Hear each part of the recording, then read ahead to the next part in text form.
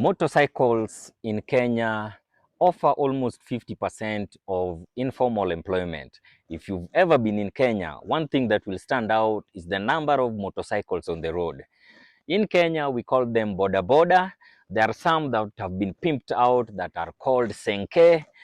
Some are called ndudhi, but whichever name you give it, you will realize that in Kenya, motorcycles are here to stay and they will be here to stay for so many years. In my encounters as a vet, people always see the way I dress up, and many have asked questions about why do we dress this way. To some, they think all this is about swag, but all this is about safety. So on this episode, I want to bring to you what are the safety measures or the safety precautions to take when you are riding a motorcycle, either as the rider or as the pillion, which is another word for passenger.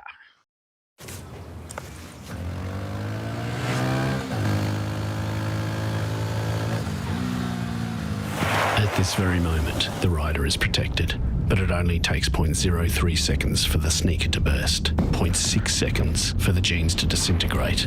Then, like a human crayon, his flesh is shredded by the coarse bitumen.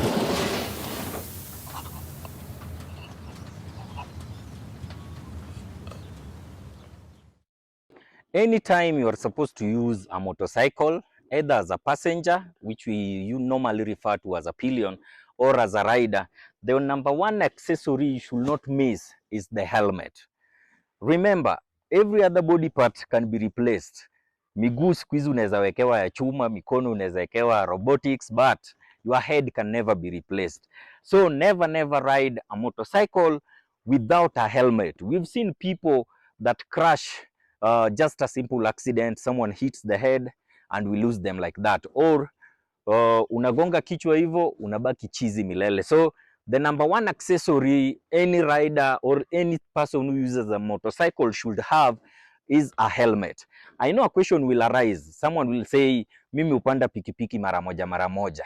Why do I need a helmet? Yes, hiyo mara moja is why you need an helmet.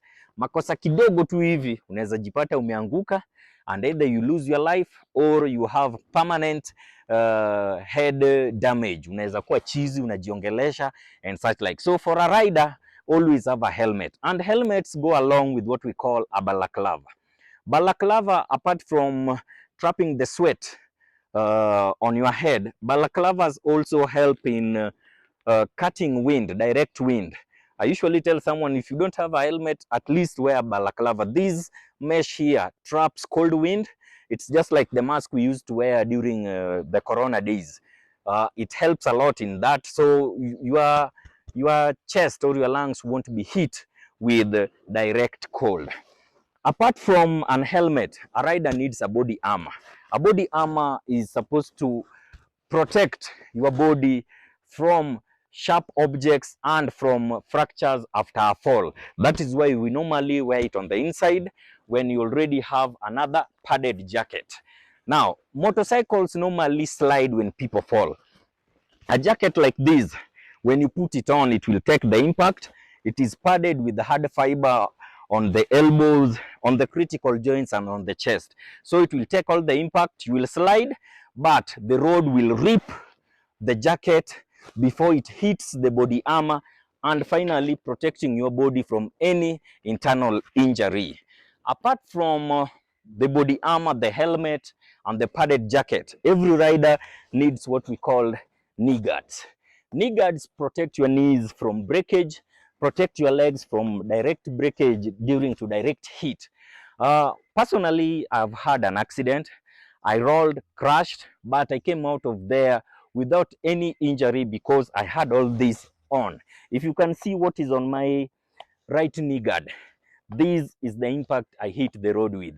Meaning if I didn't have this knee guard, then I would have lost a knee, would have succumbed to so many injuries. So as a biker, always have your helmet on, your body armor, plus a padded heavy jacket.